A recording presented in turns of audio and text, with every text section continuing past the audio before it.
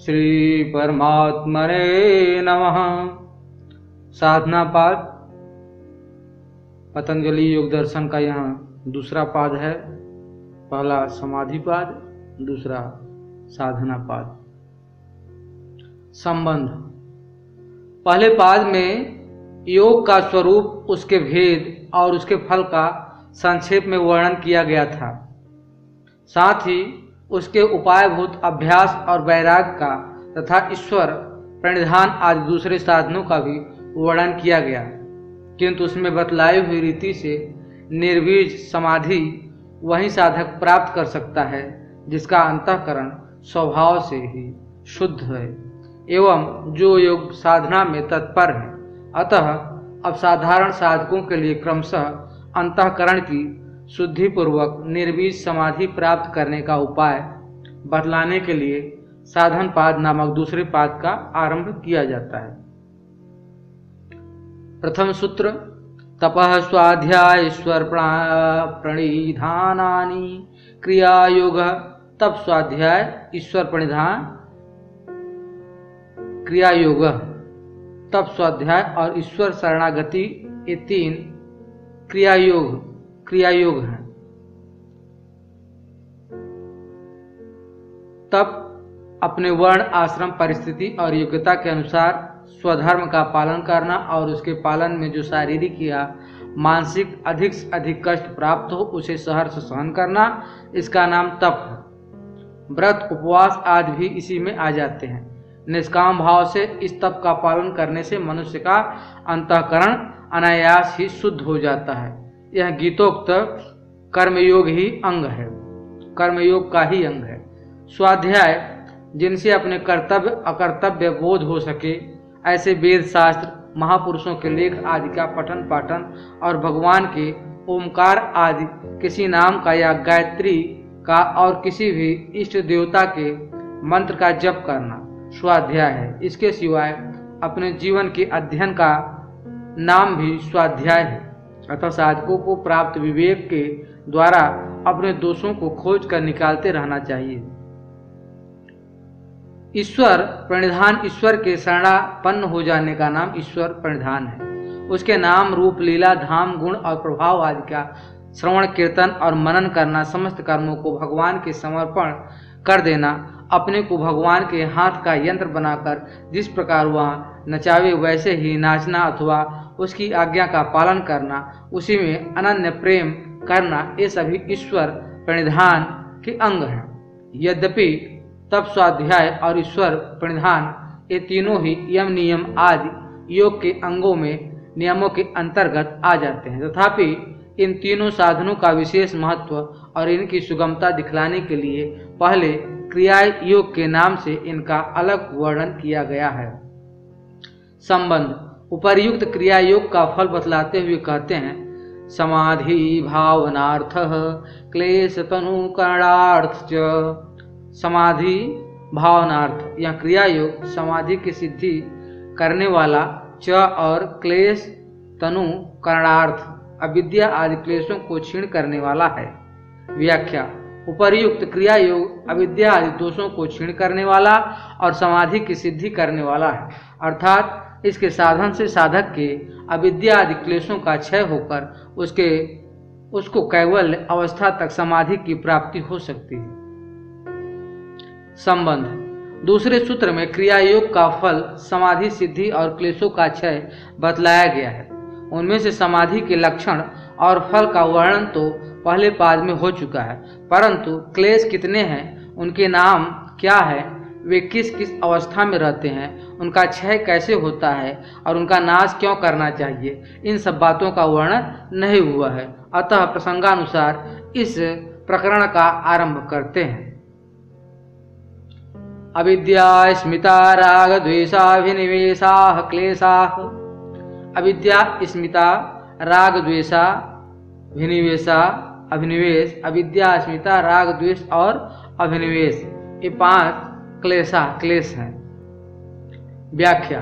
ये अविद्या आदि पांचों ही जीव मात्र को संसार चक्र में घुमाने वाले महादुखदायक हैं। इस कारण सूत्रकार ने इसका नाम क्लेश रखा है। कितने ही टीकाकारों का तो कहना है कि ये पांचों क्लेश ही 5 प्रकार का विपर्य ज्ञान है। कुछ इनमें से केवल अविद्या और विपर्य वृत्ति की ही एकता करते हैं, किंतु ये दोनों ही बातें युक्त संगत नहीं मालूम होती हैं, क्योंकि प्रमाण वृत्ति में विपर्य वृत्ति का अभाव है, पर अविद्या आदि 5 क्लेश वहां भी विद्यमान रहते हैं। ऋतंभरा प्रज्ञा में विपर्य का क्लेश भी नहीं स्वीकार किया जा सकता, परंतु जिस अविद्या रूप क्लेश को दृष्टा और दृश्य के संयोग का हेतु माना गया है वह तो वहां भी रहता है। अन्यथा संयोग के अभाव से हेय का नाश होकर साधक को उसी क्षण कैवल्य अवस्था की प्राप्ति हो जानी चाहिए। इसके सिवाय एक बात और भी है, इस ग्रंथ में कैवल्य स्थिति को प्राप्त सिद्ध योगी के कर्म अशुक्ल और अकृष्ण अर्थात पुण्य पाप के संस्कारों से रहित माने गए हैं। योग दर्शन 4 अध्याय 4 में 7वें सूत्र में इसको बताया गया। इससे यह सिद्ध होता है कि जीवन मुक्त योगी द्वारा भी कर्म अवश्य किए जाते हैं। तब यह भी मानना पड़ेगा कि व्युत्थान अवस्था में जब वह कर्म करता है तो विपर्य वृत्ति का प्रादुर्भाव भी स्वाभाविक होता है, क्योंकि पांचों ही वृत्तियां चित्त का धर्म है और व्युत्थान अवस्था में चित्त विद्यमान रहता है, यह स्वीकार करना ही पड़ेगा। किंतु जीवन मुक्त योगी में अविद्या भी रहती है, यह नहीं माना जा सकता, क्योंकि यदि अविद्या वर्तमान है तो वह जीवन मुक्त ही कैसा। इसी तरह और भी बहुत से कारण हैं। देखिए योग अध्याय 1 8 सूत्र, जिनसे विपर्य और अविद्या आदि की एकता मानने में सिद्धांत की हानि होती, अतः विद्वान सज्जनों को इस पर विचार करना चाहिए। संबंध, अब क्लेशों की अवस्था के भेद बतलाते हुए यह बात कहते हैं कि इन सब का मूल कारण अविद्या रूप क्लेश है। अविद्या क्षेत्र मुतरेसाम प्रसुप्तानु बीज छेनन्नो दाराणाम।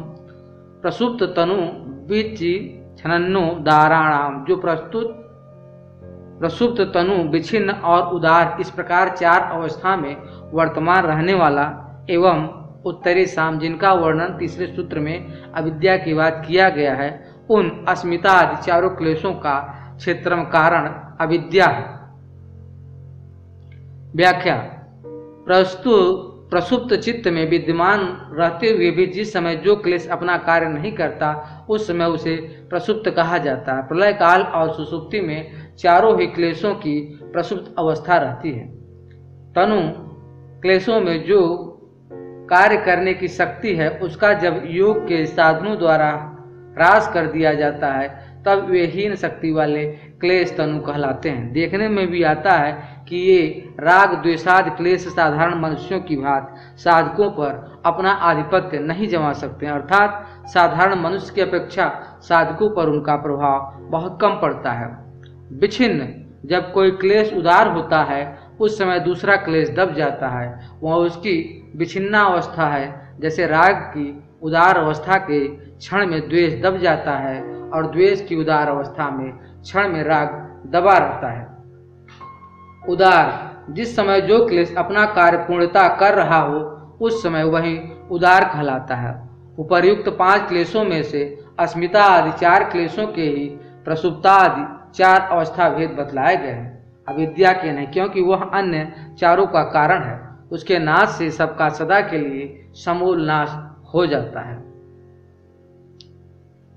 संबंध, अब अविद्या का स्वरूप बतलाते हैं। अनित्या सूची दुखानात्मसु नित्य सूची सुखात्मख्यातिर विद्या। अनित्या सूची दुखानात्मसु, अनित्य अपवित्र दुख और अनात्मा में नित्य सूची सुखात्मख्याति, नित्य पवित्र सुख और आत्मभाव की अनुभूति अविद्या है। व्याख्या, इस लोक और परलोक के समस्त भोग और भोगों का आयतन यह मनुष्य शरीर भी अनित्य है। इस बात को प्रत्यक्ष आदि प्रमाणों द्वारा समझकर भी जिसके प्रभाव से मनुष्य उनमें नित्य बुद्धि करके राग द्वेष आदि कर लेता है, यह अनित्य में नित्य की अनुभूति रूप अविद्या है। इसी प्रकार हाड़, मांस, मज्जा आदि अपवित्र धातुओं के समुदाय रूप अपने और स्त्री आदि के शरीर को प्रत्यक्षादि प्रमाणों द्वारा अपवित्र समझते हुए भी, जिसके कारण मनुष्य अपने शरीर में पवित्रता का अभिमान करता है और स्त्री पुत्र आदि के शरीर से प्यार करता है, यह अपवित्र में पवित्र की अनुभूति रूप अविद्या है।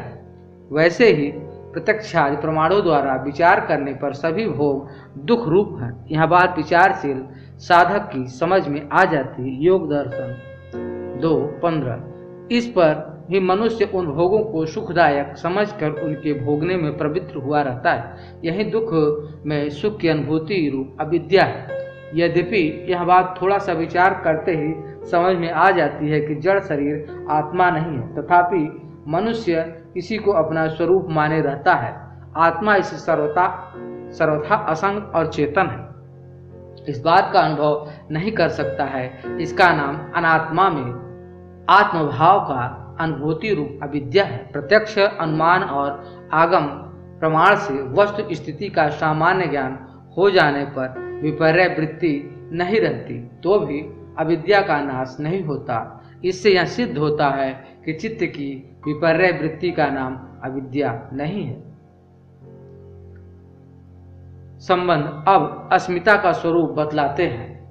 दृग्दर्शन शक्त्योरेकात्मते वास्मिता।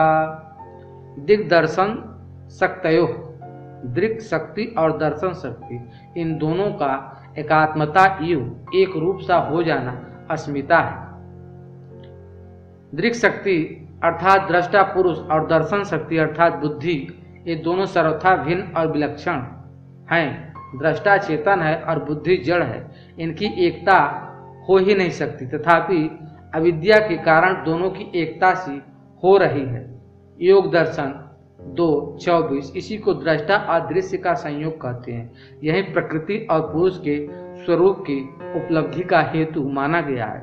योग दर्शन 2:23 में बताया गया है, इस संयोग के रहते हुए पुरुष और बुद्धि का भिन्न भिन्न स्वरूप विचार के द्वारा और संप्रज्ञात समाधि के द्वारा समझ में तो आता है, परंतु जब तक निर्विष समाधि द्वारा अविद्या का सर्वथा नाश नहीं कर दिया जाता है, तब तक संयोग का अभाव नहीं होता है।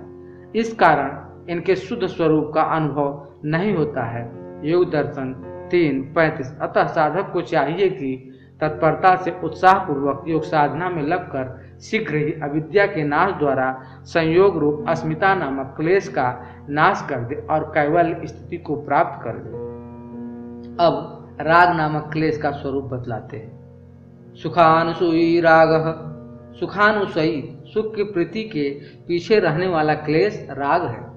व्याख्या प्रकृतिस्थ जीव को जब कभी जिस किसी अनुकूल पदार्थ में सुख की प्रतीति हुई है या होती है, उसमें और उसके निमित्त में उसकी आसक्ति प्रीति हो जाती है, उसी को राग कहते हैं।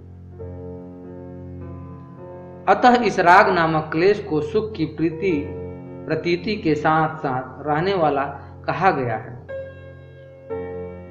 अब द्वेष नामक क्लेश का स्वरूप बतलाते हैं। दुखानुसूयी द्वेष। दुखानुसूयी दुख की प्रतीति के पीछे रहने वाला क्लेश द्वेष है। व्याख्या मनुष्य को जब कभी जिस किसी प्रतिकूल पदार्थ में दुख की प्रतीति हुई है या होती है, उसमें और उसके निमित्त में उसका द्वेष हो जाता है। अतः यह द्वेष रूप क्लेश दुख की प्रतीति के पीछे यानी साथ साथ रहने वाला है। अब अभिनिवेश नामक क्लेश का स्वरूप बतलाते हैं। स्वर सवाही विदुषु अपि तथा रूढ़ो अभिनिवेश। स्वर सवाही जो परंपरागत स्वभाव से चला आ रहा है, एवं विदुषः अपि तथा रूढ़ जो मूढ़ों की भांति विवेकशील पुरुषों में भी विद्यमान देखा जाता है, वह मरण भय रूप क्लेश अभिनिवेश है। व्याख्या यह मरण भय रूप क्लेश सभी प्राणियों में अनादिकाल से स्वाभाविक है। अतः कोई भी जीव यह नहीं चाहता है कि मैं न रहूं। सभी अपनी विद्यमानता चाहते हैं। एक छोटे से छोटा कीट भी मरण से डर कर अपनी रक्षा का उपाय करता है। इससे पूर्व जन्म की सिद्धि होती है, क्योंकि यदि मरण दुख पहले अनुभव किया हुआ नहीं होता तो उसका भय कैसे होता। यह मरण भय जीवों के अंतःकरण में इतना गहरा बैठा हुआ है कि मूर्ख के जैसा ही विवेकशील पर भी इसका प्रभाव पड़ता है। इसलिए इसका नाम अभिनिवेश अर्थात अत्यंत गहराई में प्रविष्ट रखा गया है। संबंध। इन 5 प्रकार के क्लेशों को तनु अर्थात सूक्ष्म बना देने का उपाय क्रिया योग पहले बतला चुके हैं। क्रिया योग के द्वारा सूक्ष्म किए हुए क्लेशों का नाश किस उपाय से करना चाहिए, यह बात अगले सूत्र में बतलाते हैं। पातंजल्य योग दर्शन। ते प्रति प्रसव हेया सुषमा ते वे सूक्ष्मा। सूक्ष्म अवस्था को प्राप्त क्लेश प्रतिप्रसव हेया चित्त को अपने कारण में विलीन करने के साधन द्वारा नष्ट करने योग्य। व्याख्या। क्रिया योग या ध्यान योग द्वारा सूक्ष्म किए हुए क्लेशों का नाश निर्वीज समाधि के द्वारा चित्त को उसके कारण में विलीन करके करना चाहिए, क्योंकि क्रिया योग या ध्यान द्वारा क्षीण कर दिए जाने पर भी जो लेस मात्र क्लेश शेष रह जाता है उनका नाश दृष्टा और दृश्य के संयोग का अभाव होने पर होता है। उसके पहले क्लेशों का सर्वथा नाश नहीं होता है, यह भाव है। संबंध। अब क्लेशों को क्षीण करने का क्रिया योग से अतिरिक्त दूसरा साधन बतलाते हैं। ध्यान हेयास तदवृत्तय उन क्लेशों की स्थूल वृत्तियां ध्यान हेया ध्यान के द्वारा नाश करने की योग्य है।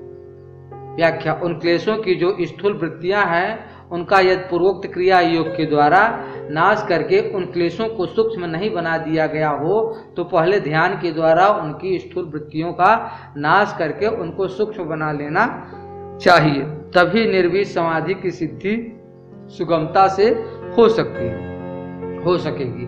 उसके बाद निर्वीज समाधि से क्लेशों का सर्वथा अभाव अपने आप हो जाएगा। संबंध। उपर्युक्त क्लेश किस प्रकार जीव के महान दुखों के कारण है, इस बात को स्पष्ट करने के लिए अलग प्रकरण आरंभ किया जाता है। क्लेश मूलः कर्माशयो दृष्ट जन्म वेदनी। क्लेश का जो मूलक है, क्लेश मूलक कर्माशय कर्म संस्कारों का समुदाय, दृष्ट जन्म वेदनी दृष्ट वर्तमान और अदृष्ट भविष्य में होने वाले दोनों प्रकार के ही जन्मों में भोगा जाने वाला है। व्याख्या। कर्म के संस्कारों की जड़ उपर्युक्त 5 क्लेश ही हैं। अविद्या आदि क्लेशों के न रहने पर किए हुए कर्मों से कर्माशय नहीं बनता, बल्कि वैसे राग द्वेष रहित निष्काम कर्म तो पूर्व संचित कर्माशय का भी नाश करने वाले होते हैं। यही क्लेश मूलक कर्माशय जिस प्रकार इस जन्म में दुख देता है उसी प्रकार भविष्य में होने वाले जन्मों में भी दुखदायक है। अतः साधक को इसकी जड़ काट डालनी चाहिए, अर्थात पूर्वोक्त क्लेशों का सर्वथा नाश कर देना चाहिए। संबंध। उस कर्माशय का फल कब तक मिलता रहता है और वह क्या है, इसको स्पष्ट करते हुए कहते हैं। सती मूले तद्विपाको जात्यायुर्भोगा। मूले सती मूल के विद्यमान रहने तक तद्विपाक उस कर्माशय का परिणाम जात्यायुर्भोगा पूर्वजन्म आयु और भोग होता है। व्याख्या। जब तक क्लेश रूप जड़ विद्यमान रहते हैं तब तक इस कर्मों के संस्कार समुदाय रूप कर्माशय का विपाक यानी परिणाम बार बार अच्छी बुरी योनियों में जन्म होना, वहां पर निश्चित आयु तक जीते रहकर फिर मरण दुख को भोगना और जीवनावस्था में जो विवेक दृष्टि से सभी दुख रूप है ऐसे भोगों का संबंध होना, ऐसे 3 प्रकार का होता रहता है। वे जात आयु और भोग रूप परिणाम किस प्रकार के होते हैं यह बतलाते हैं। ते ह्लाद परिताप फला पुण्य हेतुत्वात् ते वे जन्म आयु और भोग ह्लाद परिताप फला हर्ष और शोक रूप फल को देने वाले होते हैं। पुण्य हेतुत्वात् क्योंकि उनके पुण्य कर्म और पाप कर्म दोनों ही कारण है। व्याख्या। जो जन्म पुण्य कर्म का परिणाम है वह सुखदायक होता है और जो पाप कर्म का परिणाम है वह दुखदायक होता है। इसी प्रकार आयु का जितना समय शुभ कर्म का परिणाम है उतना समय सुखदायक होता है, और जितना पाप कर्म का परिणाम है उतना दुखदायक होता है। वैसे ही जो जो भोग अर्थात सांसारिक मनुष्यों के, अन्य प्राणियों के, पदार्थों के और क्रिया एवं परिस्थिति आदि के संयोग वियोग पुण्य कर्म के परिणाम होते हैं वे हर्षप्रद होते हैं, और जो पाप कर्म के परिणाम होते हैं वे शोकप्रद होते हैं। संबंध यहाँ यह शंका हो सकती है कि यदि यही बात है तो जिसका परिणाम केवल दुखप्रद फल, जन्म, आयु और भोग है, ऐसे कर्माशय का ही उसके मूल सहित नाश करना उचित है। उसके साथ दुखप्रद कर्माशय का नाश करने की बात क्यों कही, इस पर कहते हैं परिणाम ताप संस्कार दुखैर गुणवृत्ति विरोधाच्य दुखमेव सर्व विवेकिनः। परिणाम ताप संस्कार दुखैर, परिणाम ताप दुख, परिणाम दुख, ताप दुख, दुख और संस्कार दुख, ऐसे तीन प्रकार के दुख सब में विद्यमान रहने के कारण च और गुण वृत्ति विरोधात, तीनों गुणों की वृत्तियों में परस्पर विरोध होने के कारण विवेकिनः, विवेकी के लिए सर्वम सब के सब कर्म फल दुखम एवं दुख रूप ही है। व्याख्या परिणाम दुख जो कर्म विभाग भोग काल में स्थूल दृष्टि से सुखप्रद प्रतीत होता है उसका भी परिणाम नतीजा दुख ही है। जैसे स्त्री प्रसंग के समय मनुष्य को सुख भासता है परंतु उसका परिणाम बल वीर तेज स्मृति आदि का ह्रास प्रत्यक्ष देखने में आता है, ऐसे ही दूसरे भोग में भी समझ लेना चाहिए। गीता में भी कहा है विषयेन्द्रिय संयोगात् तदग्र्या अमृतोपमम् परिणामे विषमीव तत्सुखम राजसम स्मृतमम्।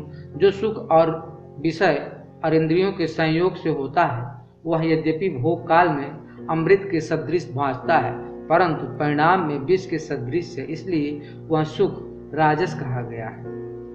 भोगों को भोगते भोगते मनुष्य थक जाता है, उन्हें भोगने की शक्ति उसमें नहीं रहती है परंतु तृष्णा बनी रहती है, इससे वह भोग रूप सुख भी दुख ही है। यह भोग के अंत में अनुभव होने वाला दुख भी परिणाम दुख की ही गणना में है।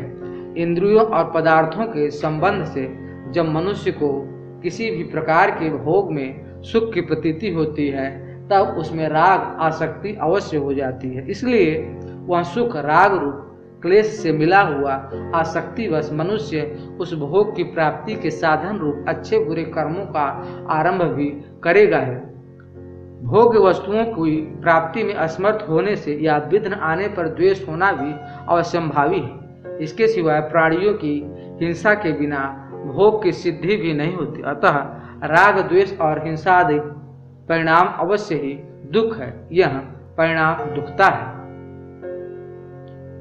ताप दुख सभी प्रकार के भोग रूप सुख विनाशशील है, उनसे वियोग होना निश्चित, अतः भोग काल में उनके विनाश की संभावना से भय के कारण ताप दुख बना रहता है। इसी तरह मनुष्य को जो सुख कारक भोग प्राप्त होते हैं वे सातिशय ही होते हैं, अर्थात उसे जो कुछ प्राप्त है उससे बढ़कर दूसरों को भी प्राप्त है, यह देखकर वह ईर्ष्या से जलता रहता है, यह भी ताप दुख है। तथा भोग की अपूर्णता से भी भोग काल में संताप बना रहता है, यह भी ताप दुख है। संस्कार दुख जिन जिन भोगों में मनुष्य को सुख का अनुभव होता है उस अनुभव के संस्कार उसके हृदय में जम जाते हैं। जब उन भोग सामग्रियों से उसका वियोग हो जाता है तब वे संस्कार पहले के सुख भोग की स्मृति द्वारा महान दुख के हेतु हो जाते हैं।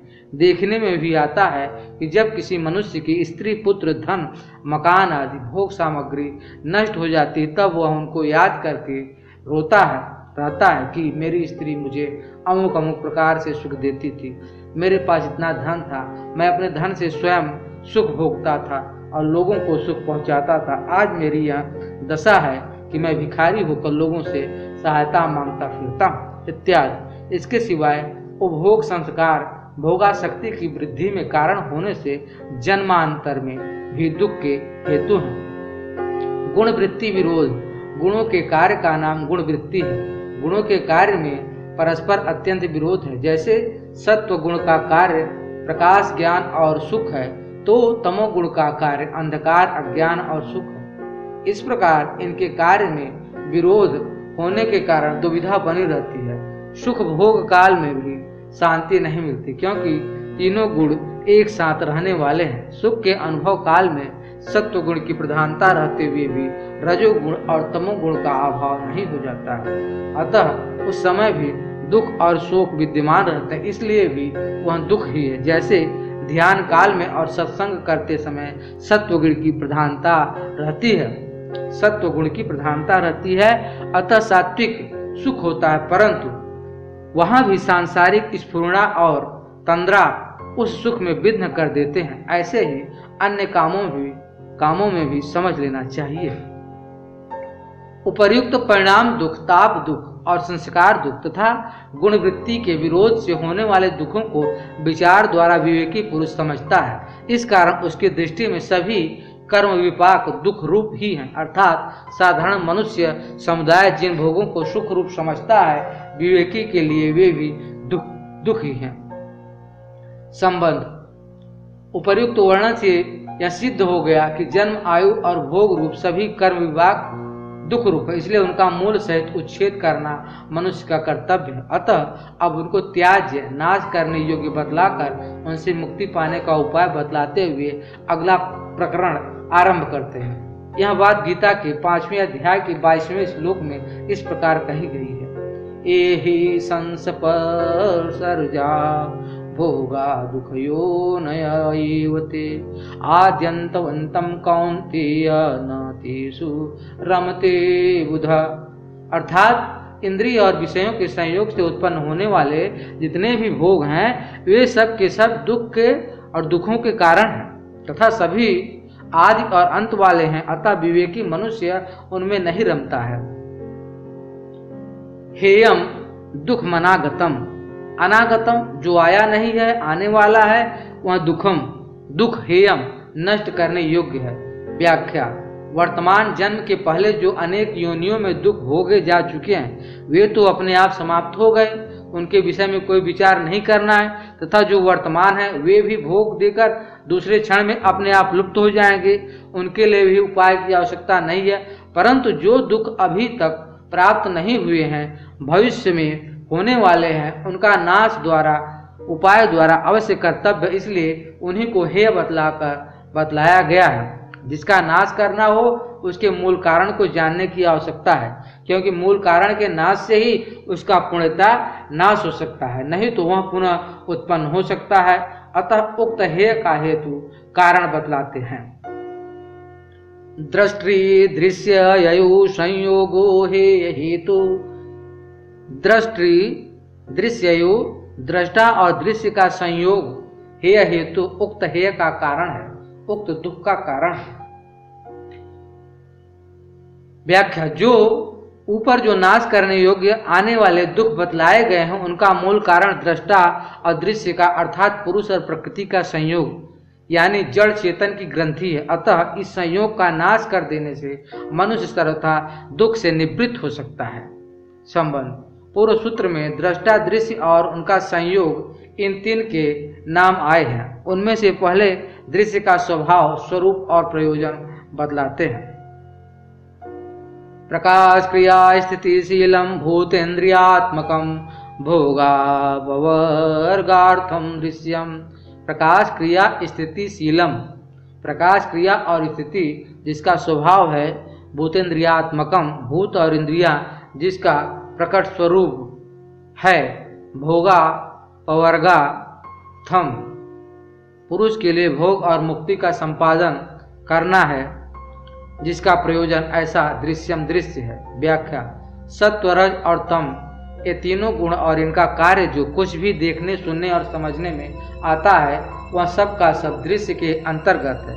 सत्व गुण का मुख्य धर्म प्रकाश है, रजोगुण का मुख्य धर्म क्रिया हलचल है और तमोगुण का मुख्य धर्म स्थिति अर्थात जड़ता और सुषुप्ति आदि है। इन तीनों गुणों की साम्य अवस्था को ही प्रधान या प्रकृति कहते हैं, यह सांख्य का मत है। अतः सब अवस्था में अनुगत तीनों गुणों का जो प्रकाश क्रिया और स्थिति रूप स्वभाव है, वह दृश्य का स्वभाव है। 5 स्थूल भूत, 5 तन्मात्रा, 5 कर्मेंद्रियां, 5 ज्ञानेंद्रियां, मन, बुद्धि और अहंकार, ये सब 23 तत्व प्रकृति के कार्य होने से उसके स्वरूप हैं। भोगासक्त पुरुषों का अपना स्वरूप दिखलाकर भोग प्रदान करना और मुक्ति चाहने वाले योगी को दृष्टा का स्वरूप दिखलाकर मुक्ति प्रदान करना दृश्य का प्रयोजन है। दृष्टा को उसका निज स्वरूप दिखा देने के बाद इसका कोई प्रयोजन नहीं रहता है। उस पुरुष के लिए यह अस्त लुप्त हो जाता है। संबंध उक्त दृश्य के भेदों का वर्णन अपने ग्रंथ की परिभाषा में करते हैं। विशेषा विशेष लिंग मात्रा लिंगानी गुण परवाणी। विशेषा विशेष लिंग मात्रा लिंगानी, विशेष अविशेष लिंग मात्र और अलिंग ये 4 गुण परवाणी उपर्युक्त सत्वादि गुणों के भेद अवस्थाएं हैं। व्याख्या विशेष पृथ्वी, जल, अग्नि, वायु और आकाश ये 5 स्थूल भूत तथा ज्ञानेंद्रिय, 5 कर्मेंद्रिय और 1 मन, इस प्रकार सब मिलकर 16 नाम विशेष है। गुण के विशेष धर्मों की अभिव्यक्ति प्रकटता इन्हें सोती, इसीलिए इनको विशेष कहते हैं। सांख्य कारिका में इनका नाम विकार रखा गया है। अविशेष शब्द स्पर्श, रूप, रस और गंध ये 5 तन्मात्राएं हैं। इन्हीं को सूक्ष्म महाभूत भी कहते हैं, क्योंकि ये स्थूल 5 महाभूतों के कारण है तथा छठा अहंकार जो कि मन और इंद्रियों का कारण है। इन 6 का नाम अविशेष है। इनका स्वरूप इंद्रिय गोचर नहीं है, इसलिए इनको अविशेष कहते हैं। लिंग मात्र उपर्युक्त 22 तत्वों का कारणभूत जो महतत्व है, जिसका वर्णन उपनिषद में और गीता में बुद्धि के नाम से किया गया है। कठोपनिषद में, गीता में उसका नाम लिंग मात्र है। इसकी उपलब्धि केवल सत्ता मात्र से ही होती है, इसी कारण इसको लिंग मात्र कहते हैं। अलिंग अलिंग मूल प्रकृति सांख्य कारिका जो कि 3 गुणों की साम्यावस्था मानी गई है, महतत्व जिसका पहला परिणाम कार्य है, उपनिषद और गीता में जिसका वर्णन अव्यक्त नाम से किया गया है।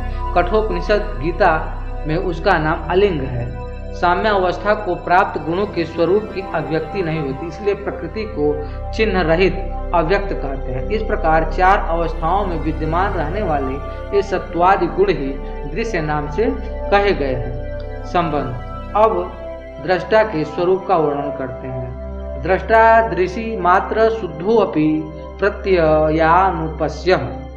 दृशि मात्र, चेतन मात्र, ज्ञान स्वरूप आत्मा दृष्टा शुद्ध अपि यद्यपि स्वभाव से सर्वथा शुद्ध निर्विकार है, तो भी प्रत्ययानुपस्यः बुद्धि के संबंध से बुद्धि वृत्ति के अनुरूप देखने वाला है। व्याख्या केवल चेतन मात्र ही जिसका स्वरूप है, ऐसे आत्म तत्व स्वरूप से सर्वथा शुद्ध निर्विकार है, तो भी बुद्धि के संबंध से बुद्धि वृत्ति के अनुरूप देखने वाला होने से दृष्टा कहलाता है। वास्तव में दृष्टा पुरुष आत्म तत्व सर्वथा शुद्ध निर्विकार कुटस्थ असंग है, तथापि इसका संबंध प्रकृति के साथ अनादि सिद्ध अविद्या से माना जाता है। जब तक उस अविद्या के नाश द्वारा यह प्रकृति से अलग होकर अपने असली स्वरूप में स्थित नहीं हो जाता, तब तक बुद्धि के साथ एकता को प्राप्त हुआ सा बुद्धि की वृत्ति को देखता रहता है, और जब तक उनको देखता है तभी तक इसकी दृष्टा संज्ञा है। दृश्य का संबंध न रहने पर दृष्टा किसका फिर, तो यह केवल चेतन मात्र सर्वथा शुद्ध और निर्विकार है ही। संबंध दृश्य और दृष्टा के स्वरूप का वर्णन करने के बाद अब दृश्य के स्वरूप की सार्थकता का प्रतिपादन करते हैं। तदर्थ एव दृश्यस्य आत्मा, दृश्यस्य उक्त दृश्य का आत्मा स्वरूप तदर्थ एव उसका दृष्टा के लिए ही है। व्याख्या उक्त दृष्टा को अपने दर्शन द्वारा भोग प्रदान करने के लिए और दृष्टा के निज स्वरूप का दर्शन कराकर अपवर्ग मुक्ति प्रदान करने के लिए इस प्रकार पुरुष का प्रयोजन सिद्ध करने के लिए दृश्य है। इसी में उसके होने की सार्थकता है। 18वें सूत्र में दृश्य के लक्षणों का वर्णन करते समय भी यही बात कही गई है। संबंध पुरुष को अपवर्ग प्रदान कर देने के बाद प्रकृति का कोई कार्य शेष नहीं रहता। फिर उसका बना रहना निरर्थक, अतः उसका अभाव हो जाना चाहिए। इस पर कहते हैं कृतार्थ प्रति नष्टमप्य नष्ट तदन्य साधारणत्वात्। कृतार्थम प्रति, जिसका भोग और अपवर्ग रूप कार्य पूर्ण कर दिया, उस पुरुष के लिए नष्ट नाश को प्राप्त हुई अपि भी वह प्रकृति अनष्टम नष्ट नहीं होती। तत् अन्य साधारणत्वात्, क्योंकि दूसरों के लिए भी वह समान है। व्याख्या। प्रकृति का प्रयोजन किसी एक ही पुरुष के लिए भोग और अपवर्ग प्रदान करना नहीं है, वह तो सभी पुरुषों के लिए समान है। अतः जिसका कार्य वह कर चुकी है, उस कृतार्थ मुक्त पुरुष के लिए उसकी आवश्यकता न रहने के कारण यद्यपि वह उसके लिए नष्ट हो जाती है, तो भी दूसरे सब जीवों को भोग और अपवर्ग प्रदान करना तो शेष है ही, इसलिए उसका सर्वथा नाश नहीं होता, वह विद्यमान रहती है। इससे यह बात सिद्ध होती है कि प्रकृति परिणामी होने पर भी अनादि और नित्य है।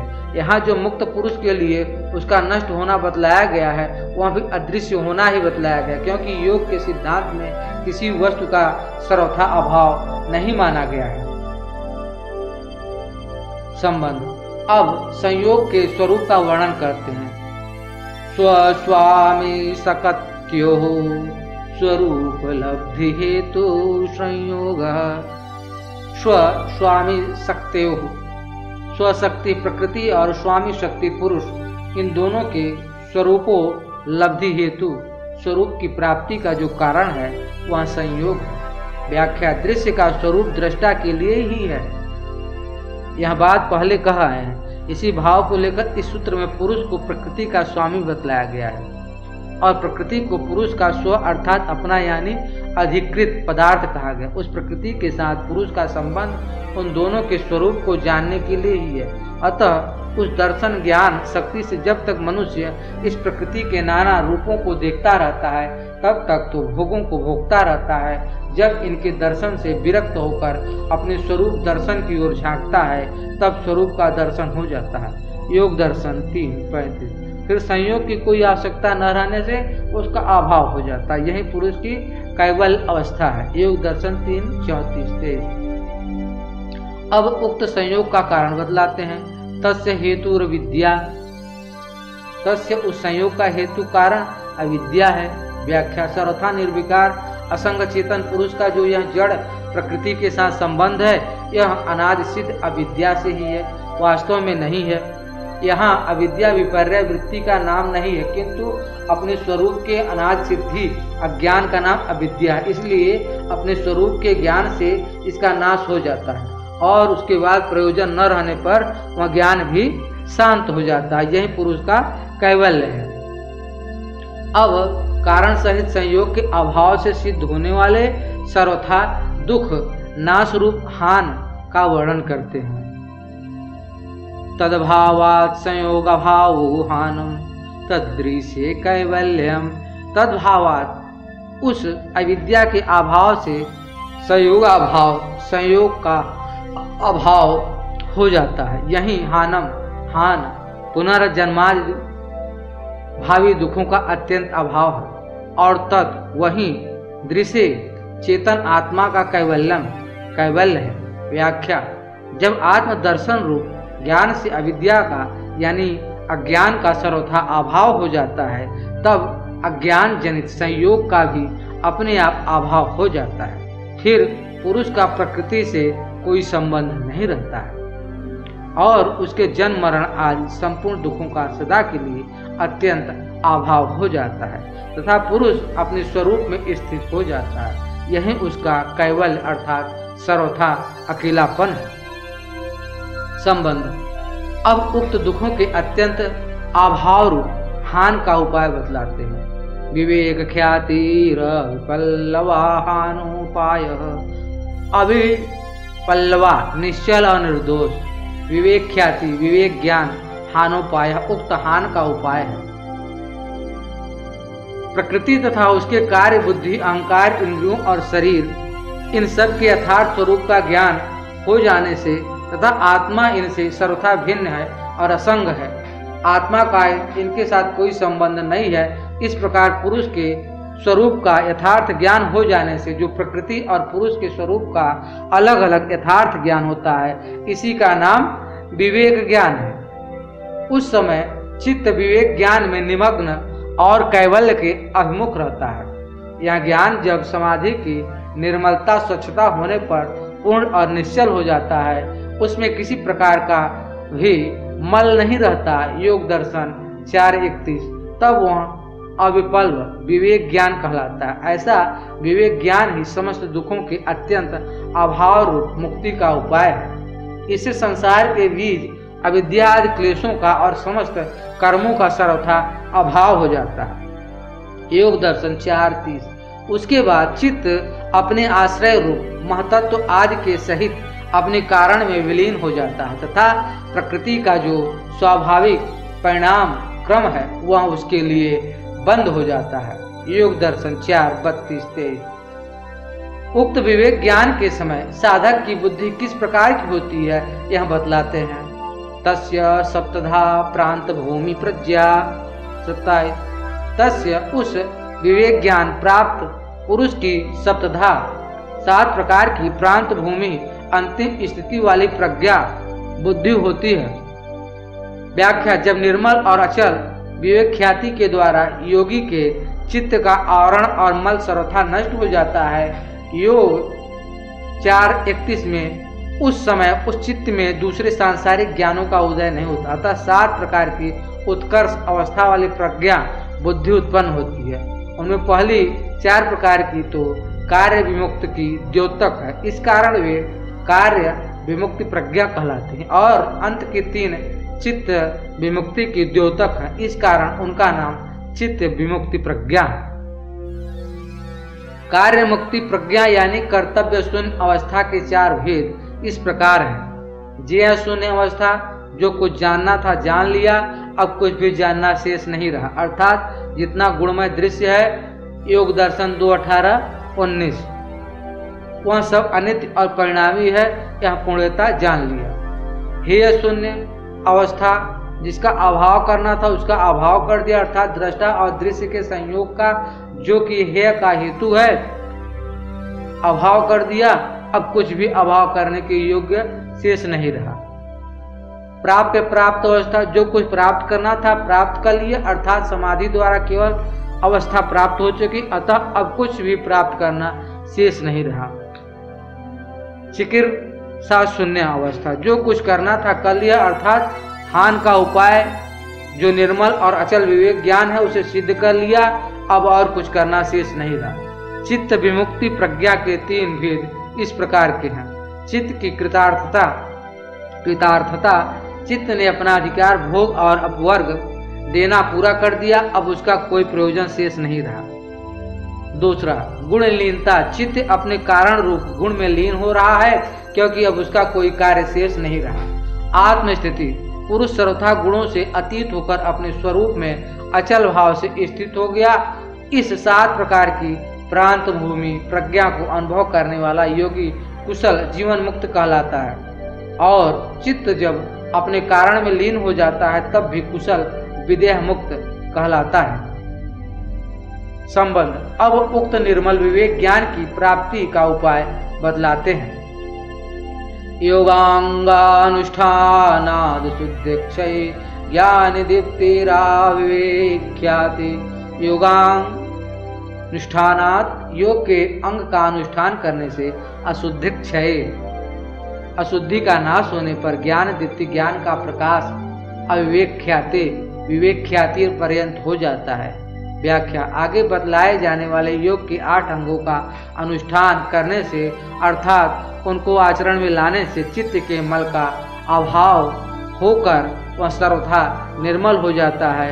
उस समय योगी के ज्ञान का प्रकाश विवेक ख्याति तक हो जाता है, अर्थात उसे आत्मा का स्वरूप बुद्धि अहंकार और इंद्रियों से सर्वथा भिन्न प्रत्यक्ष दिखलाई देता है। संबंध। उक्त योगांग के नाम और उनकी संख्या बतलाते हैं। यम नियम आसन प्राणायाम प्रत्याहार धारणा ध्यान समाधयो अष्टांगानी। यम यम नियम आसन प्राणायाम प्रत्याहार धारणा ध्यान समाधेय। यम नियम आसन प्राणायाम प्रत्याहार धारणा ध्यान समाधि अष्टौ, ये 8 अंगानी योग के अंग है। व्याख्या, इन 8 के लक्षण और फलों का वर्णन अगले सूत्र में स्वयं सूत्रकार ने ही किया है, अतः यहाँ विस्तार की आवश्यकता नहीं है। संबंध, पहले यमों का वर्णन करते हुए कहते हैं अहिंसा सत्यस्तेय ब्रह्मचर्या परिग्रहा यमः। अहिंसा सत्यास्तेय ब्रह्मचर्या अपरिग्रहा। अहिंसा सत्य अस्तेय चोरी का अभाव, ब्रह्मचर्य और अपरिग्रह संग्रह का अभाव, ये 5 यम है। व्याख्या, अहिंसा मन वाणी और शरीर से किसी प्राणी को कभी किसी प्रकार किंचित मात्र भी दुख न देना अहिंसा है। पर दोष दर्शन का सर्वथा त्याग भी इसी के अंतर्गत है। सत्य, इंद्रिय और मन से प्रत्यक्ष देखकर, सुनकर या अनुमान करके जैसा अनुभव किया हो ठीक वैसा का वैसा ही भाव प्रकट करने के लिए प्रिय और हितकर तथा दूसरों को उद्योग उत्पन्न न करने वाले जो वचन बोले जाते हैं उनका नाम सत्य है। इस प्रकार कपट और छल रहित व्यवहार का नाम सत्य व्यवहार समझना चाहिए। अस्तेय, दूसरों के स्वत्व अपहरण करना, छल से या अन्य किसी उपाय से अन्यायपूर्वक अपना बना लेना, इसलिए चोरी है। इसमें सरकार की टैक्स की चोरी और घूसखोरी भी सम्मिलित है। इन सब प्रकार की चोरियों के अभाव का नाम अस्तेय है। ब्रह्मचर्य, मन वाणी और शरीर से होने वाले सब प्रकार के मैथुनों का सब अवस्था में सदा त्याग करके सब प्रकार से वीर रक्षा करना ब्रह्मचर्य है। अतः साधक को चाहिए कि न तो काम दीपन करने वाले पदार्थों का सेवन करे, न ऐसे दृश्यों को देखे, न ऐसी बातों को सुने, न ऐसे साहित्य को पढ़े और न ऐसे विचार को ही मन में लावे तथा स्त्रियों का और स्त्री आसक्त पुरुषों का संग भी ब्रह्मचर्य में बाधक। अतः ऐसे संग से सदा सावधानी के साथ अलग रहे। अपरिग्रह, अपने स्वार्थ के लिए ममता पूर्वक धन संपत्ति और भोग सामग्री का संचय करना परिग्रह है। इसके अभाव का नाम अपरिग्रह है। उक्त संबंध, उक्त यमों की सबसे ऊंची अवस्था बतलाते हुए कहते हैं जाति देश काल समयान्वच्छिन्ना सार्वभौमा महाव्रतम। जाति देश काल समयान्वच्छिन्ना, उक्त यम जाति देश काल और निमित्त की सीमा से रहित सार्वभौमा, सार्वभौम होने पर महाव्रतम, महाव्रत हो जाते हैं। उक्त अहिंसा आदि अनुष्ठान जब सार्वभौम अर्थात सबके साथ सब जगह और सब समय समान भाव से किया जाता तब ये महाव्रत हो जाता। जैसे किसी ने नियम बना लिया कि मछली के सिवाय अन्य जीवों की हिंसा नहीं करूंगा, तो यहाँ जाति अवच्छिन्न अहिंसा है। इसी तरह कोई नियम ले कि मैं तीर्थों में हिंसा नहीं करूंगा, तो यहाँ देश अवच्छिन्न अहिंसा है। कोई यह नियम कर ले कि मैं एकादशी अमावस्या और पूर्णिमा को हिंसा नहीं करूंगा, तो यहाँ कालवच्छिन्न अहिंसा है। कोई नियम करके कि मैं विवाह के अवसर के सिवाय अन्य किसी निमित्त से हिंसा नहीं करूंगा, तो यह समयावच्छिन्न निमित्ति से संबंधित अहिंसा है। इसी प्रकार सत्य, अस्तेय, ब्रह्मचर्य और अपरिग्रह की भी भेद समझ लेनी चाहिए। ऐसे यमव्रत तो हैं परंतु सार्वभौम न होने के कारण महाव्रत नहीं है। उपयुक्त प्रकार का प्रतिबंध न लगाकर जब सभी प्राणियों के साथ सब देशों में सदा सर्वदा इसका पालन किया जाए, किसी भी निमित्त से इनमें शिथिलता आने का अवकाश न दिया जाए, तब इस सार्वभौम होने पर महाव्रत कहलाते हैं। जैसा कि गरुड़ पुराण का श्लोक है, कर्मणा मनसा वाचा सर्वावस्था तु सर्वदा सर्वत्र मैथुन त्यागी ब्रह्मचर्य प्रगच्छते। ब्रह्मचर्य संबंध, यमों का वर्णन करके अब नियमों का वर्णन करते हैं। शौच संतोष तप स्वाध्याय ईश्वर प्राणी धानान्यमा। शौच संतोष तप स्वाध्याय ईश्वर परिधानानि।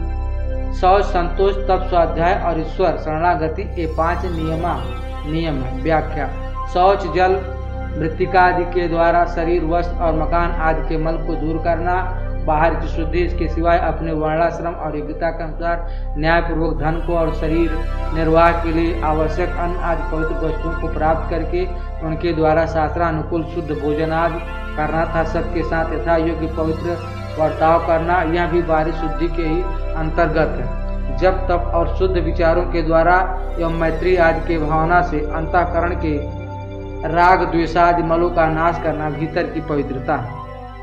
संतोष, कर्तव्य कर्म का पालन करते हुए उसका जो कुछ परिणाम हो तथा प्रारब्ध के अनुसार अपने आप जो कुछ भी प्राप्त हो एवं जिस अवस्था और परिस्थिति में रहने का संयोग प्राप्त हो जाए उसी में संतुष्ट रहना और किसी प्रकार की भी कामना या तृष्णा न करना संतोष है। तप, स्वाध्याय और ईश्वर प्रणिधान, इन तीनों की व्याख्या क्रिया योग के वर्णन में कर चुके हैं। देखिए योग 2:1 की व्याख्या उसी प्रकार यहाँ भी समझ लेना चाहिए।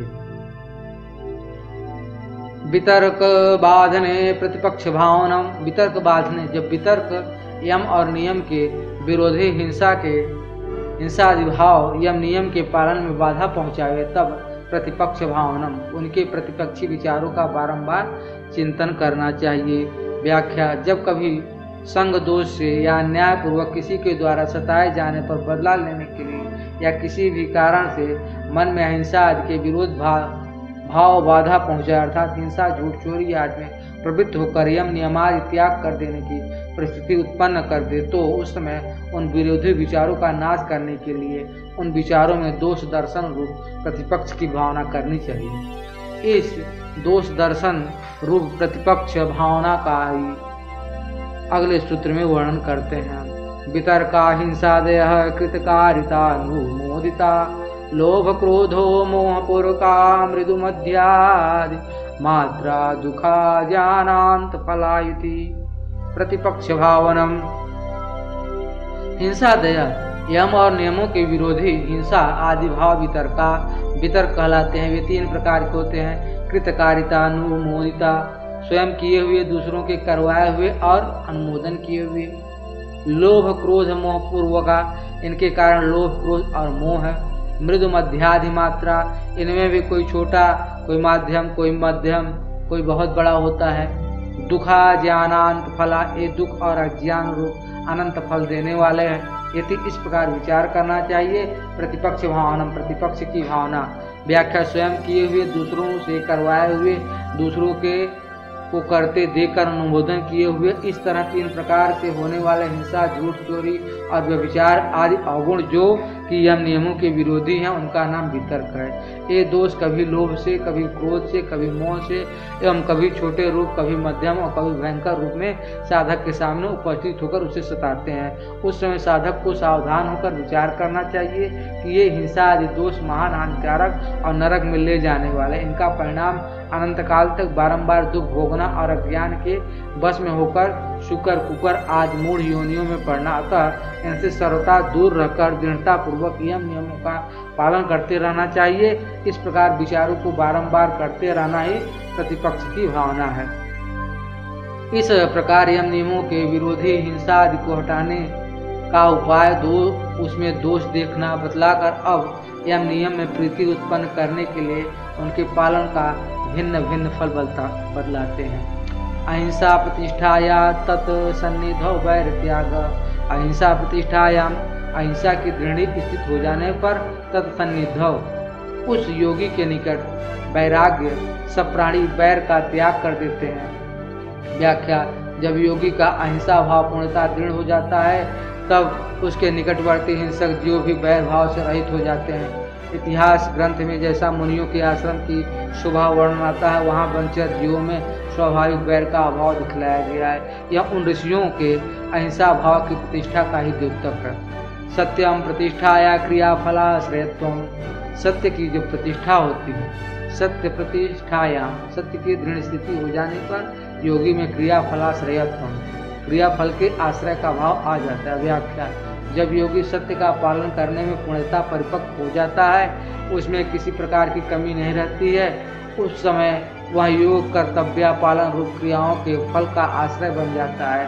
जो कर्म किसी ने नहीं किया है उसका भी फल उसे प्रदान कर देने की शक्ति उस योगी में आ जाती है। अर्थात जिसको जो वरदान साथ आशीर्वाद देता है वह सत्य हो जाता है। अस्तेय प्रतिष्ठायाम सर्वरत्नोपस्थानम, अस्तेय प्रतिष्ठायाम, चोरी के अभाव की दृढ़ स्थिति हो जाने पर उस वाल्मीकि रामायण कांड में अगस्त्याश्रम के वर्णन में आता है। यदा प्रभृति चाक्रांता पुण्य कर्मणा तदा प्रवृत्ति निर्वैरा शांता रजनीचरा अयम दीर्घायुष्य तस्य लोके विश्रुतकर्मण अगस्त्याश्रमं श्रीमानं विनीत मृग सेवित नात्र जीवन मृषावादी कुरु वा यदि वासत ऋष पापितो वा मुनिरेषा विधि। इसमें बताया गया है कि वो आश्रम में कैसे थे और आश्रम में जो है सदा प्रभृत निर्वैर रह रहता था किसी के बीच में। दीर्घायुष रहने वाले विश्रुत कर्म अगर श्रीमान विनती मृग सेवित नात्र जीवन पूर्व किसी के साथ दूर नहीं थे।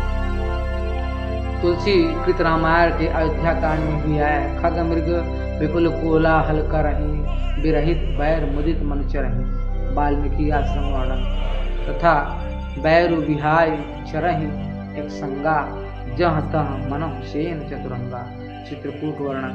योगी के समान सत्य रत्नोपस्थानम सब प्रकार के रत्न प्रकट हो जाते हैं। व्याख्या जब साधक में चोरी का अभाव पूर्णता प्रतिष्ठित हो जाता है तब पृथ्वी में जहाँ कहीं भी गुप्त स्थान में पड़े हुए समस्त रत्न उसके सामने प्रकट हो जाते हैं अर्थात उसकी जानकारी में आ जाते हैं। ब्रह्मचर्य प्रतिष्ठायाम वीर लाभ ब्रह्मचर्य प्रतिष्ठायाम ब्रह्मचर्य की प्रतिष्ठा ब्रह्मचर्य की दृढ़ स्थिति हो जाने पर वीर लाभ सामर्थ्य का लाभ होता है।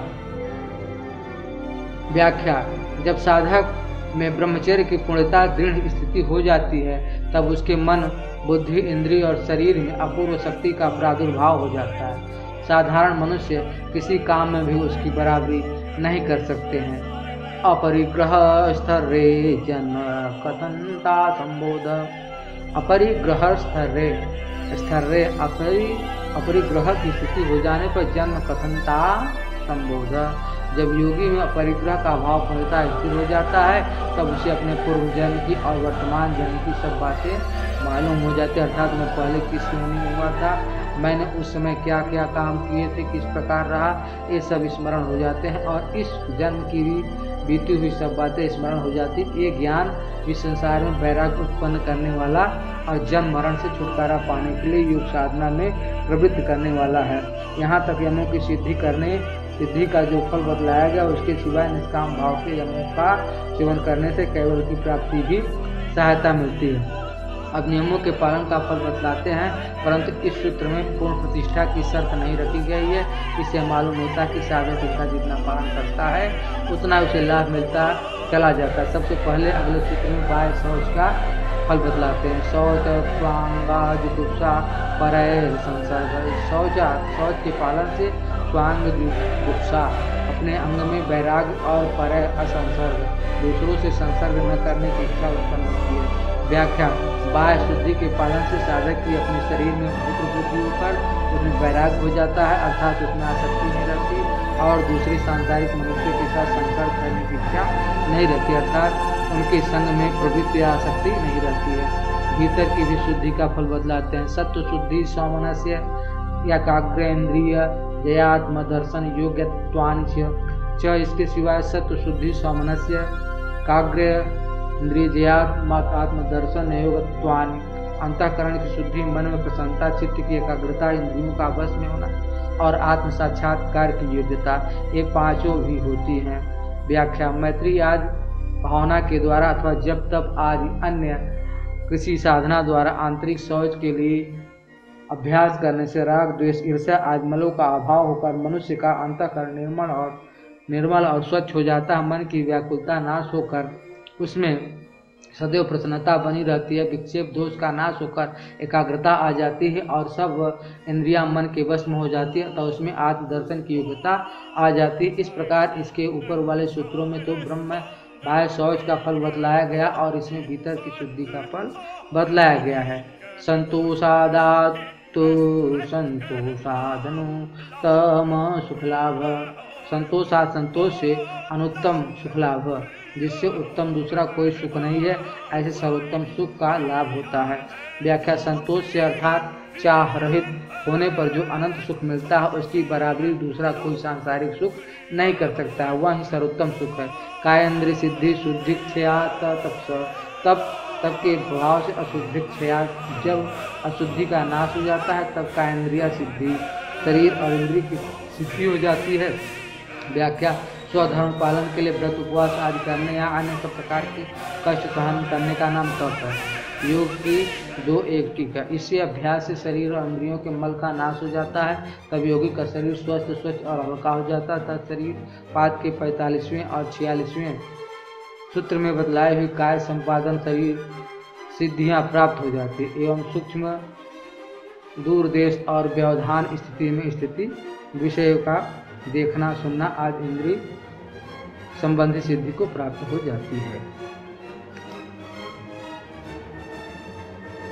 स्वाध्यायादिष्ट देवता संप्रयोग। स्वाध्याय से इष्ट देवता संप्रयोग, इष्ट देवता की भली भांति प्राप्ति साक्षात्कार हो जाता है। व्याख्या। शास्त्राभ्यास मंत्र जप और अपने जीवन का अध्ययन रूप स्वाध्याय के प्रभाव से योगी जिस इष्ट देव का दर्शन करना चाहता है उसी का दर्शन हो जाता है। समाधि सिद्धि ईश्वर प्रणिधानात्। ईश्वर प्रणिधान से समाधि की सिद्धि हो जाती है। व्याख्या। ईश्वर की शरणागति से योग साधना में आने वाले विघ्नों का नाश होकर शीघ्र ही समाधि निष्पन्न हो जाती है। योग एक तेज, क्योंकि ईश्वर पर निर्भर रहने वाला साधक तो केवल तत्परता से साधना करता रहता है, उसे साधन के परिणाम की चिंता नहीं रहती। उसके साधन में आने वाले विघ्नों को दूर करने का और साधन की सिद्धि का भार ईश्वर के जिम्मे पड़ जाता है। अतः साधन का अनायास और शीघ्र पूर्ण होना स्वाभाविक ही है। यहाँ तक यम और नियम का फल सहित वर्णन किया गया। अब आसन के लक्षण, उपाय और उसका फल क्रम से बतलाते हैं। स्थिर सुख आसनम। स्थिर सुखम निश्चल हिलन चलन से रहित सुखपूर्वक बैठने का नाम आसन है। व्याख्या। हठ योग में आसन के बहुत भेद बतलाए गए हैं, परंतु यहाँ सूत्रकार ने वर्णन नहीं करके बैठने का तरीका साधक की इच्छा पर ही छोड़ दिया है। भाव यह है कि जो साधक अपनी योग्यता के अनुसार जिस रीति से बिना हिले डोले स्थिर भाव से सुखपूर्वक बिना किसी प्रकार के पीड़ा के बहुत समय तक बैठ सके, वही आसन उसके लिए उपयुक्त है। इसके सिवाय जिस पर बैठकर साधन किया जाता है उसका नाम आसन है। अतः वह भी स्थिर और सुखपूर्वक बैठने लायक होना चाहिए। प्रयत्न शैथिल्यानंत समापत्तिभ्याम। उक्त आसन प्रयत्न की शिथिलता से और अनंत परमात्मा में मन लगाने से सिद्ध होता है। श्रीमद् भागवत गीता में जिस आसन पर बैठकर योगाभ्यास करने के लिए कहा है उसे स्थिर और अचल स्थापन करने के लिए कहा है, और उस पर बैठने का तरीका इस प्रकार बतलाया है कि शरीर, गला और सिर ये तीनों सीधे और स्थिर रहें। वहाँ भी किसी विशेष आसन का नाम नहीं दिया। देखिए गीता अध्याय 6 श्लोक 11 से 13 तक का, तथा श्वेता उपनिषद में भी कहा है 2:8-10 में। शरीर को सीधा और स्थिर करके सुखपूर्वक बैठ जाने के बाद शरीर संबंधित सब प्रकार की चेष्टाओं का त्याग कर देना ही प्रयत्न की शिथिलता है। इससे और परमात्मा में मन लगाने से इन दो उपाय से आसन की सिद्धि होती है। यहाँ बहुत से टीकाकारों ने अनंत का अर्थ शेषनाग और समापत्ति का अर्थ समाधि किया है। भोजराज ने अनंत का अर्थ आकाशादि किया है और समापत्ति का अर्थ चित्त का तद्रुप हो जाना किया, किंतु योग के अंगों में समाधि अंतिम अंग है और उसी के लिए आसन आदि अंगों का अनुष्ठान है। आसन को समाधि का बहिरंग साधन भी बतलाया गया। अतः किसी प्रकार की भी समाधि को आसन की स्थिरता का उपाय बतलाना युक्त संगत नहीं होता। सज्जन विद्वान अनुभवी महानुभाव इस पर विचार अवश्य करें। ततो द्वंद्वान विघात। तत् उस आसन की सिद्धि से द्वंद्वान विघात, शीत उष्ण आदि द्वंद्वों का आघात नहीं लगता है। व्याख्या। आसन सिद्ध हो जाने पर शरीर पर सर्दी गर्मी आदि द्वंद्वों का प्रभाव नहीं पड़ता। शरीर में उन सबको बिना किसी प्रकार की पीड़ा के सहन करने की शक्ति आ जाती है। अतः वह द्वंद्व चित्त को चंचल बनाकर साधन में विघ्न नहीं डाल सकते हैं। संबंध। अब प्राणायाम का सामान्य लक्षण बतलाते हैं। तस्मिन् सति श्वास प्रश्वास योगर गति विच्छेद प्राणायाम। तस्मिन् सति उस आसन की सिद्धि होने के बाद श्वास प्रश्वास और प्रश्वास की गति विच्छेद, गति का रुक जाना प्राणायाम है। व्याख्या। प्राणवायु का शरीर में प्रविष्ट होना श्वास और बाहर निकलना प्रश्वास है। इन दोनों की गति का रुक जाना अर्थात प्राणवायु की गमनागमन रूप क्रिया बंद हो जाना ही प्राणायाम का सामान्य लक्षण है। यहाँ आसन की सिद्धि के बाद प्राणायाम का संपन्न होना बतलाया है। इसमें यह प्रतीत होता है कि आसन की स्थिरता का अभ्यास किए बिना ही जो प्राणायाम करते हैं वे गलत रास्तों पर हैं। प्राणायाम का अभ्यास करते समय आसन की स्थिरता परम आवश्यक है। उक्त प्राणायाम के भेदों को समझाने के लिए 3 प्रकार के प्राणायामों का वर्णन किया है। बाह्याभ्यंतर स्तंभ वृत्तिर्देश काला संख्या विपरिदिष्टो दीर्घ सूक्ष्म बाह्याभ्यंतर स्तंभ वृत्ति। उक्त प्राणायाम बाह्य वृत्ति, अभ्यंतर वृत्ति और स्तंभ वृत्ति ऐसे 3 प्रकार का होता है तथा वह देश काल, संख्या, विदेश काल और संख्या द्वारा परिदृष्ट भली भांति देखा जाता हुआ दीर्घ सूक्ष्म, लंबा और हल्का होता है। व्याख्या। अगले सूत्र में जिस प्राणायाम के लक्षण किए गए हैं उसे चौथा प्राणायाम बतलाया है। इससे यह सिद्ध होता है कि इस सूत्र में 3 प्रकार के प्राणायामों का वर्णन है और उन तीनों प्रकार के प्राणायामों को साधक देश काल और संख्या द्वारा देखता रहता है कि वे किस अवस्था तक पहुंच चुके। इस प्रकार परीक्षा करते हुए प्राणायाम जैसे जैसे उन्नत होते जाते हैं वैसे वैसे उनमें लंबाई और हल्कापन बढ़ता चला जाता है। इससे यह सिद्ध होता है कि स्तंभ वृत्ति रूप वृत्ति प्राणायाम में भी देश का संबंध रहता है, अन्यथा वह देश काल और संख्या द्वारा प्रदिष्ट कैसे होगा। प्राणायाम के 3 भेदों को इस प्रकार समझना चाहिए। बाह्य वृत्ति प्राणवायु को शरीर से बाहर निकालकर बाहर ही जितने काल तक सुखपूर्वक रोके रहना और साथ इस बात की परीक्षा करते रहना कि वह बाहर आकर कहाँ ठहरा है, कितने समय तक ठहरा है और उतने समय में स्वाभाविक प्राण की गति कितनी संख्या होती है। यह बाह्य वृत्ति प्राणायाम है। इसे रेचक भी कहते हैं क्योंकि इसमें रेचन पूर्वक प्राण को रोका जाता। अभ्यास करते करते दीर्घ लंबा अर्थात बहुत काल तक रुके रहने वाला और सूक्ष्म अर्थात हल्का अनायास साध्य हो जाता है। अभ्यंतर वृत्ति प्राणायाम को भीतर ले जाकर भीतर ही जितने काल तक सुखपूर्वक रुक सके रोके रहना और साथ यह देखते रहना कि अभ्यंतर देश में कहाँ तक जाकर प्राण रुकता है, वहाँ कितने काल तक सुखपूर्वक ठहरता है और उतने समय में प्राण की स्वाभाविक गति की संख्या कितनी होती है। अतः यह अभ्यंतर प्राणायाम, इसे पूरक प्राणायाम भी कहते हैं, क्योंकि इसमें शरीर के अंदर ले जाकर प्राण को रोका जाता है। अभ्यास बल से यह भी दीर्घ और सूक्ष्म हो जाता है। स्तंभ वृद्धि शरीर के भीतर जाने और बाहर निकलने वाले जो प्राणों की स्वाभाविक गति है उसे प्रयत्न पूर्वक बाहर या भीतर निकलने या ले जाने का अभ्यास न करके प्राणवायु स्वभाव से बाहर निकलना या भीतर गया हो जहाँ हो वहीं उसको गति को स्तंभित कर देना, रोक देना और यह देखते रहना कि प्राण किस देश में रुके हैं, कितने समय तक सुखपूर्वक रुके रहते हैं, इस समय में स्वाभाविक गति की कितनी संख्या होती है। यह स्तंभ वृत्ति प्राणायाम है।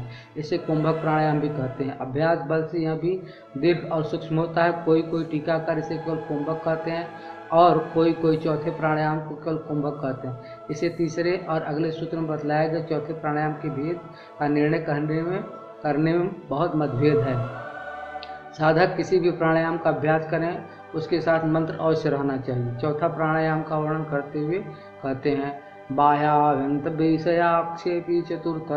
बाह्याभ्यंतर विषयाक्षेपी बाहर और भीतर के विषयों का त्याग कर देने से अपने आप होने वाला चतुर्थ चौथा प्राणायाम है। व्याख्या। बाहर और भीतर के विषय के चिंतन का त्याग कर देने से अर्थात इसमें प्राण बाहर निकल रहे हैं या भीतर जा रहे हैं अथवा चल रहे हैं कि ठहरे हुए इस जानकारी का त्याग करके मन को इष्ट चिंतन में लगा देने से देश काल और संख्या के ज्ञान के बिना ही अपने आप जो प्राणों की गति जिस किस देश में रुक जाती है वह चौथा प्राणायाम है। पहले बतलाए हुए 3 प्रकार के प्राणायामों से सर्वथा भिन्न यह बात दिखलाने के लिए सूत्र में चतुर्थ पद का प्रयोग किया गया है। यह अनायास होने वाले राजयोग का प्राणायाम है। इसमें मन की चंचलता शांत होने के कारण अपने आप प्राणों की गति रुकती है। गति को रोकने का अभ्यास करते करते प्राणों की गति निरोध होता है, यही इसका विशेषता है। तथा क्षीयते प्रकाश वर्णम, तथा उस प्राणायाम के अभ्यास से प्रकाशा वर्णम प्रकाश का ज्ञान का आवरण क्षीयते क्षीण हो जाता है। जैसे जैसे मनुष्य प्राणायाम का अभ्यास करता वैसे ही उसके चित्त संचित कर्म संस्कार और अविद्या आदि क्लेश दुर्बल होते चले जाते। एक कर्म संस्कार और अविद्या आदि क्लेश ही ज्ञान का आवरण पर्दा है। इस पर्दे के कारण ही मनुष्य का ज्ञान ढका रहता है, अतः वह मोहित हुआ रहता है। जब यह पर्दा दुर्बल होते होते सर्वथा क्षीण हो जाता है तब साधक का ज्ञान की बात प्रकाशित हो जाता है। गीता 5:16। इसलिए साधक को प्राणायाम का अभ्यास अवश्य करना चाहिए। प्राणायाम का दूसरा फल बदलाते हैं। धारणासु च योग्यता मनस च तथा धारणासु धारणाओं में मनस मन की योग्यता भी हो जाती है। व्याख्या, प्राणायाम के अभ्यास से मन में धारणा की योग्यता भी आ जाती है, यानी उसे चाहे जिस जगह अनायास ही स्थिर किया जा सकता है। अब प्रत्याहार के लक्षण बताते हैं। स्व विषया संप्रवेश चित्त स्वरूपानुकार इंद्रियाणाम प्रत्याहार। स्व विषया संप्रयोगे अपने विषय के संबंध से रहित होने पर इंद्रियाणाम इंद्रियों का चित्त स्वरूपानुकार इव जो चित्त के स्वरूप में तदाकार सा हो जाना है वह प्रत्याहार। व्याख्या, उस उक्त प्रकार से प्राणायाम का अभ्यास करते करते मन और इंद्रियां शुद्ध हो जाते हैं। उसके बाद इंद्रियों की बाह्य वृत्ति को सब ओर से समेटकर मन में विलीन करने के अभ्यास का नाम प्रत्याहार है। जब साधन काल में साधक इंद्रियों के विषयों का त्याग करके चित्त को अपने ध्येय में लगाता उस समय जो इंद्रियों का विषयों की ओर न जाकर चित्त में विलीन सा हो जाना यह प्रत्याहार सिद्ध होने की पहचान है। यदि उस समय भी इंद्रियां पहले के अभ्यास से इसके सामने बाह्य विषयों का चित्र उपस्थित करती रहे तो समझना चाहिए कि प्रत्याहार नहीं हुआ। उपनिषद में भी वाक शब्द से उपलक्षित इंद्रियों को मन में निरुद्ध करने की बात कहकर वही भाव दिखलाया गया है। रक्षा द्वांग मनसी प्राज्य, बुद्धिमान मनुष्य को उचित है कि वह वाक आदि इंद्रियों को बाह्य विषय हटाकर मन में विलीन कर दे, अर्थात इनकी ऐसी स्थिति कर दे कि इनकी कोई भी क्रिया न हो, मन में विषयों की स्फुरणा न रहे। संबंध। अब प्रत्याहार का फल बदलाकर इस द्वितीय पाद की समाप्ति करते हैं। ततः परमाभ्यवस्येति इंद्रियाणाम, तत् उस प्रत्याहार से इंद्रियों की परम वश्यता हो जाती है। व्याख्या, प्रत्याहार सिद्ध हो जाने पर योगी की इंद्रियों का उसकी सर्वथा भस्म हो जाती है, उनकी स्वतंत्रता का सर्वथा अभाव हो जाता है। प्रत्याहार की सिद्धि हो जाने के बाद इंद्रिय विजय के लिए अन्य साधन की आवश्यकता नहीं रहती। यह आपका जो है साधना पाद जो है पतंजलि योग दर्शन का दूसरा पाद समाप्त हुआ।